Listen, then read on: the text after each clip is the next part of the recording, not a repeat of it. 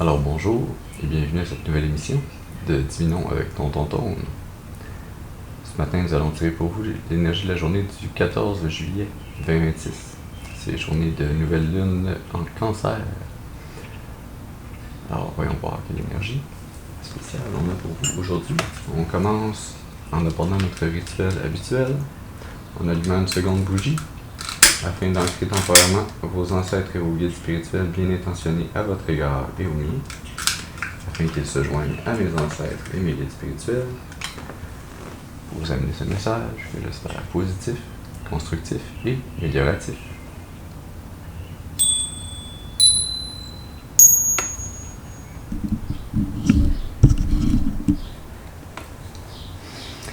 Très bien, alors comme à toutes les fois où on a une nouvelle lune ou une pleine lune, on va commencer avec l'oracle Moonology. Comme d'habitude, je vous rappelle qu'il est important d'utiliser votre intuition et votre discernement, de se rappeler que tous les tirages ne sont pas nécessairement nos tirages, donc prenez ce qui résonne avec vous, laissez le reste de côté pour les autres.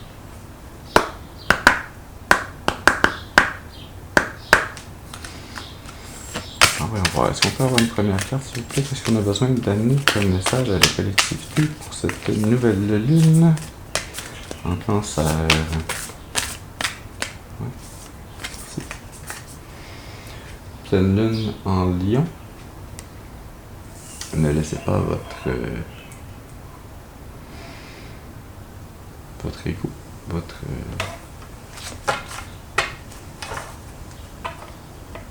ne laissez pas votre ego se mettre entre vous et vos rêves. Et croissant de lune, l'énergie est en train de gagner en inertie, l'énergie augmente, elle croît.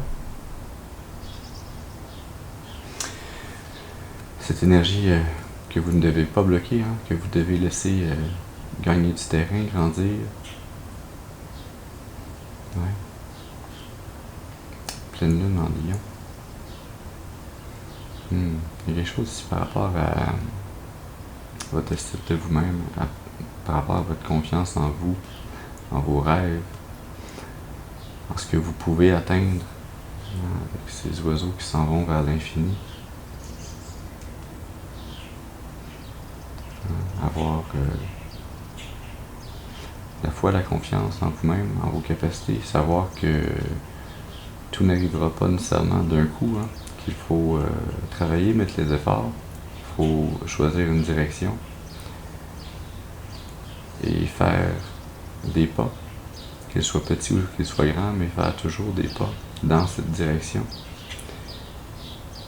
Même si parfois ça requiert que l'on mette notre ego ou nos désirs de côté, pour faire ces efforts, passer par-dessus des parties de soi-même que l'on a construites pour se protéger.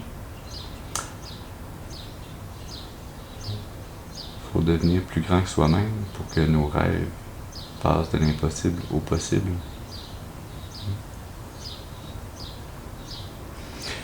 On va aller tirer dans le tarot A.E. Waite Rider-Smith.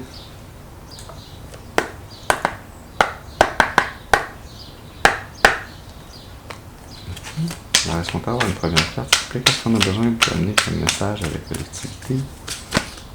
Ouais, ça c'est 2 cartes. J'aimerais avoir une carte, s'il vous plaît. Est-ce que je peux avoir une carte pour commencer ce message? Oui, merci. Alors, on commence avec la 2 de bâton.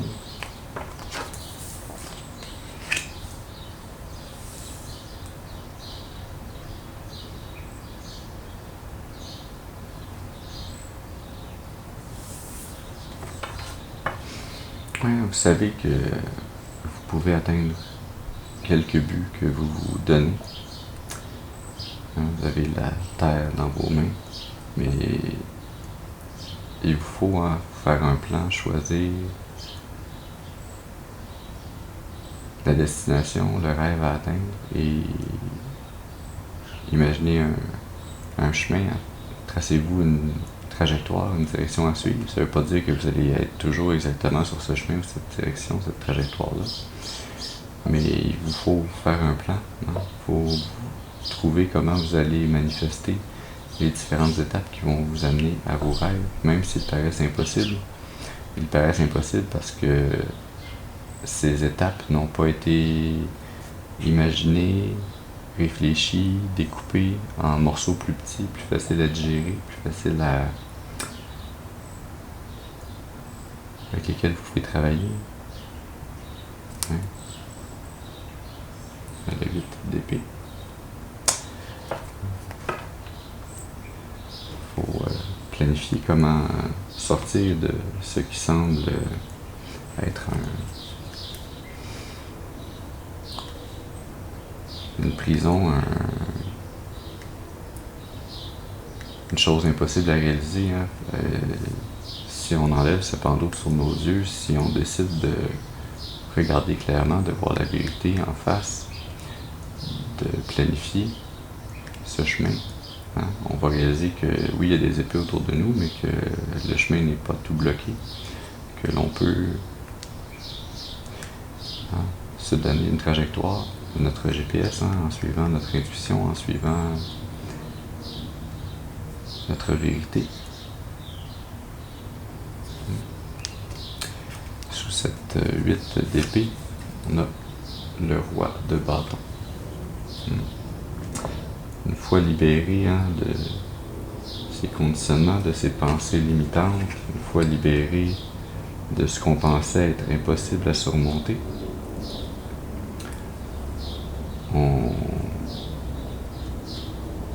on se reconnecte avec notre très grande force, détermination, notre capacité à mettre en œuvre tout ce sur quoi on met nos intentions. Hein.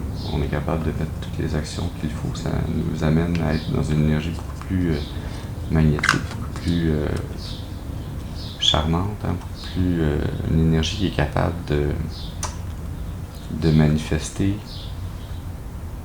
parce qu'elle est dans une énergie très forte, très dynamique, hein, très apte à faire bouger les choses. Ensuite, on a la 7 de coupe. Faire bouger les choses. Hein. Et après cette 7 de coupe, on a la 2 d'épée. On commence avec un 2, on finit avec un 2. 22 a peut-être une signification particulière pour vous. Mais oui, une fois que l'on déploie sa pleine force, sa pleine capacité à mettre des intentions et des actions en branle, à les maîtriser pleinement, à la sortie de cette prison mentale, hein, de cette pensée incapacitante, immobilisante,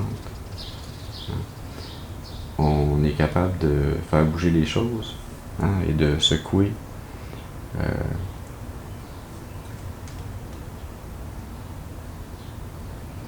les différentes options qui s'offrent à nous, hein, des options de relations, hein, entre nous et d'autres personnes, que ce soit des relations d'amitié ou d'amour, hein, et on est capable d'avoir la force, un peu comme de branler un arbre, hein, un petit pommier, hein, qu'on peut bouger pour le faire vibrer, pour que pour que les pommes tombent, hein, pour voir quelles pommes vont tomber, lesquelles sont assez mûres pour être consommées, lesquelles sont belles et on peut garder, et lesquelles contiennent des vers et sont peut-être pourries, hein, dont il faut se débarrasser.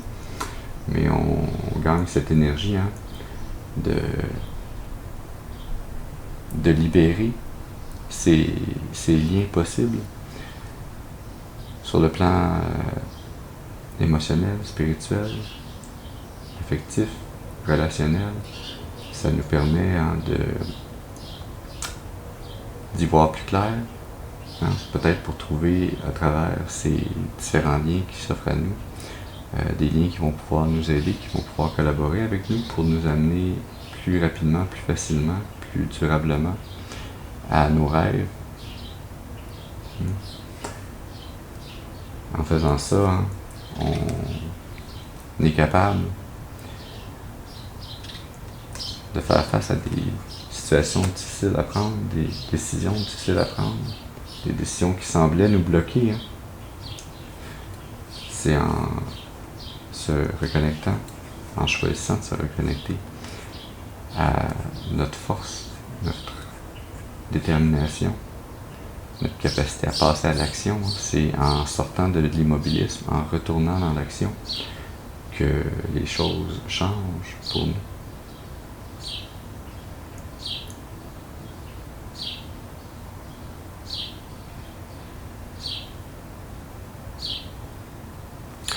On va aller tirer dans le tarot emblémata pour prendre des clarifications sur quelques-unes de ces énergies.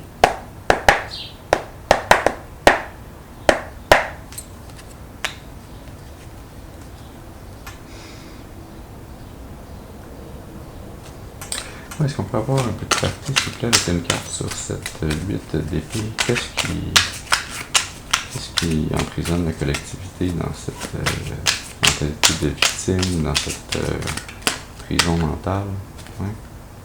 2.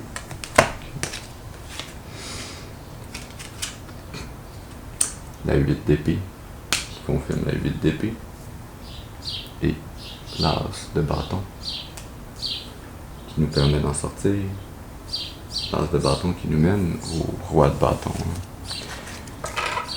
Ici, le divin vous dit littéralement ce que je viens de vous dire, hein, pour sortir d'une prison mentale, pour être dans une énergie d'empressement et non pas dans une énergie d'oppression. Faut être prêt à recevoir cette opportunité divine, cette énergie divine. Faut être prêt à la recevoir et la mettre en action à travers nos intentions. Il faut prendre nos intentions, il faut les transmuter, les transformer en action. Il faut passer à l'action, il faut suivre ses passions pour que notre énergie puisse grandir, hein, pour pouvoir sortir d'un blocage.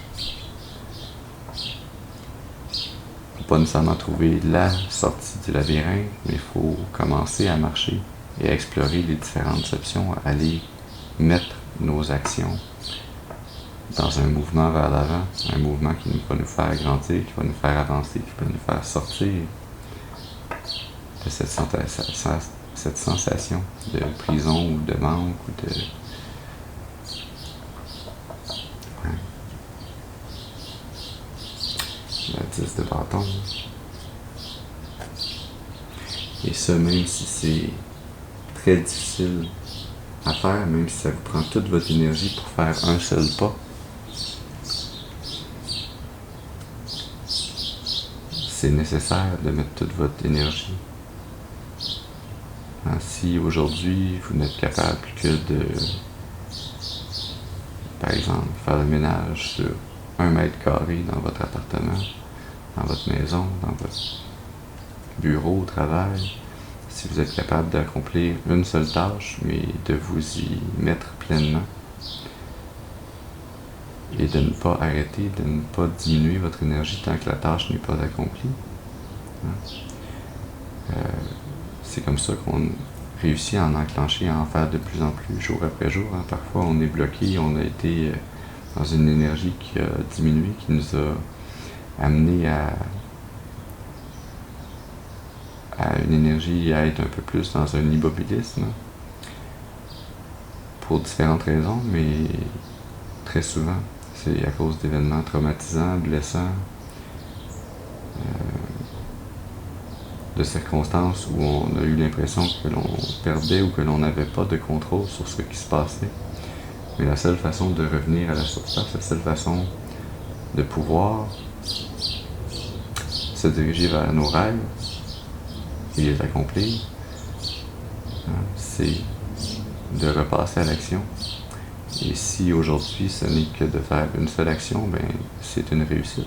Demain sera un autre jour. Demain, on pourra se donner encore le défi de faire une action, une chose en particulier. Et si, après cette chose que l'on a décidé de faire, on a encore de l'énergie disponible, et là on peut se se donner un deuxième objectif. Mais peut-être que de commencer nos journées en se faisant une liste d'une page de long, 35 éléments à faire, à cocher sur notre liste, c'est peut-être trop à gérer. C'est peut-être ça qui cause cette sensation d'être emprisonné, d'être dans un labyrinthe dont on ne voit jamais la sortie. Hein.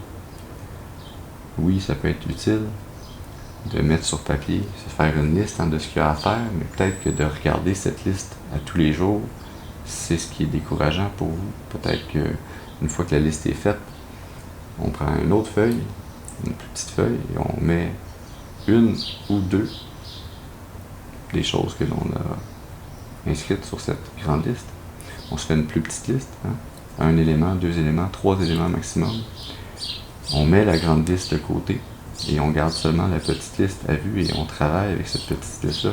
Et une fois qu'on est capable d'en gérer à petite bouchée, on peut se diriger en gérer de plus en plus.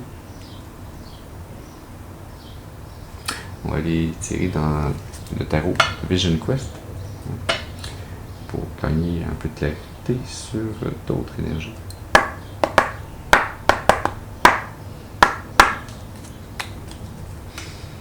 Est-ce qu'on peut avoir une carte s'il vous plaît pour venir clarifier cette set de coupe pour la collectivité? Qu'est-ce qu'ils ont besoin de savoir par rapport à cette set de coupe? Waouh! Et elle vole par terre. Il est tombé par terre sur le sol, sur son dos. Elle a essayé de faire un accord. Merci François Virus. La set de l'air, futilité. Alors la set de coupe, qui est précisée par la set de l'air, 77, a peut-être une signification particulière pour vous. La 3 de l'air, doute.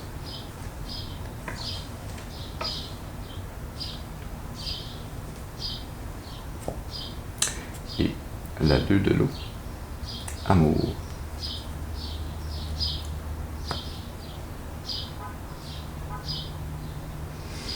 Ouais, hein, cet arbre, ce pommier que l'on doit... et là, le pommier est toujours drôle parce que c'est l'arbre de la tentation. Et là, on a l'amour. Et juste avant l'amour, on a le cœur brisé, hein? L'énergie du doute, les pensées négatives qui nous blessent.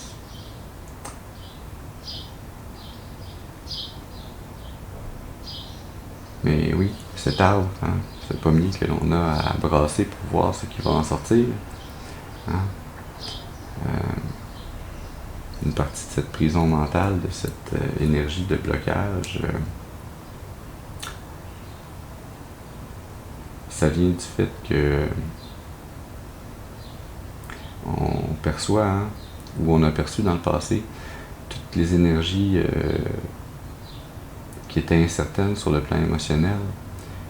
On les a perçues, analysées, on les a conscientisées, on a réussi à voir derrière ce lien affectif, d'amitié, d'amour, ce lien relationnel, émotionnel, on a réussi à voir toutes les énergies de manipulation, de contrôle, de mensonge, toutes les énergies qui venaient interférer avec la nôtre, qui nous amenaient à ce doute, ce cœur brisé,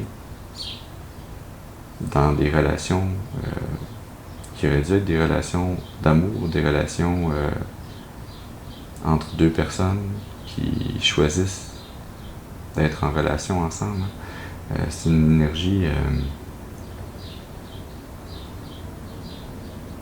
où oui, il faut brasser cet arbre, il faut brasser ce pommier pour faire tomber les pommes pourries. Il faut faire le ménage dans ces relations. Il faut que cette 7 de coupe mène à une 8 de coupe. Il faut qu'on cesse d'être bloqué dans pas savoir quel choix prendre, pas savoir en qui on peut avoir confiance. Il faut mettre notre énergie, il faut mettre toute notre énergie à aller, là j'ai le terme anglais, aller poker, aller, pas percer, hein, mais aller piquer, aller piquer chacune de ces relations qui sont dans notre vie comme pour les interroger, hein, pour voir qu'est-ce qui va en sortir comme énergie, qu'est-ce qui va nous revenir, hein, et pas de le faire méchamment. Hein. Le but, c'est l'amour, c'est une union, c'est une relation saine, mais on veut rapidement, on va utiliser le terme déranger un peu, une relation qui est dans notre vie pour voir la réaction de l'autre personne face à ce dérangement. Là, je parle d'un dérangement, on ne va pas tromper son partenaire pour voir comment il va répondre. Hein? On ne va pas se blesser et blesser l'autre inutilement. Mais on peut confronter l'autre à un refus. Hein? Un refus qui n'est pas réellement un refus, mais exemple, si votre partenaire ou un ami ou une personne avec qui vous êtes en relation vous pose une question et que vous pourriez très bien y répondre par l'affirmative ou satisfaire à son besoin, ça peut faire partie d'une stratégie intéressante, pas de le faire toujours, pas de le faire tout le temps, pas de le faire méchamment, hein, mais de le faire stratégiquement. Hein. L'acide de l'air, c'est pas simplement le mensonge et les cachotteries, c'est également la stratégie. Hein. Alors ça peut être intelligent que de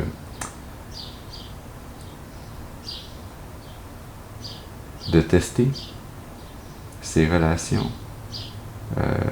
et non pas à répétition, mais tester une fois. Ces relations, stratégiquement, pour voir comment ces personnes qui sont en relation avec nous réagissent à quelque chose qui les fait douter tout d'un coup du lien qu'ils ont avec nous, et pas nécessairement de façon profonde et irrémédiable, hein, mais de façon légère, subtile, hein, comme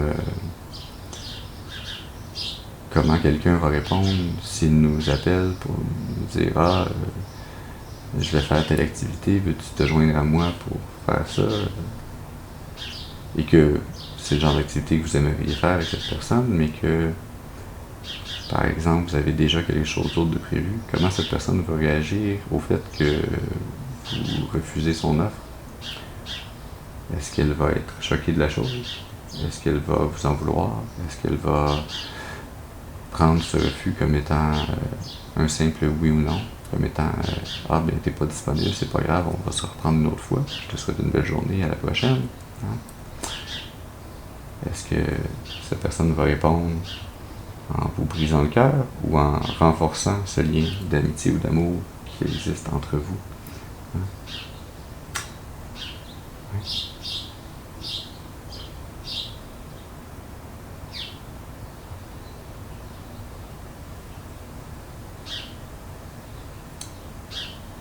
Ouais, on va aller dans le tarot Lightseer pour clarifier cette dernière énergie de la 2 d'épée.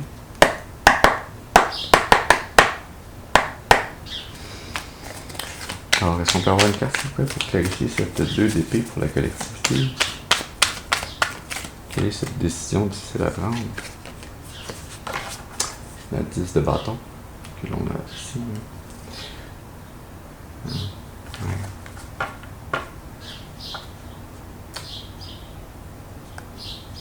La 8 de bâton sous le paquet.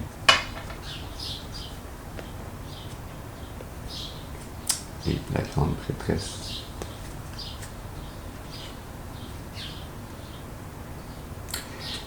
Hein, ce qui va nous débloquer, ce que je viens de vous expliquer, hein, ce qui débloque, ce qui permet de voir un peu mieux dans ces relations que l'on entretient, hein, c'est de redescendre cette montagne, hein, de laisser tomber cette trop grande part de responsabilité que l'on a mis sur nos épaules. Hein. Dans ces relations, on a voulu, peut-être par peur d'abandonnement,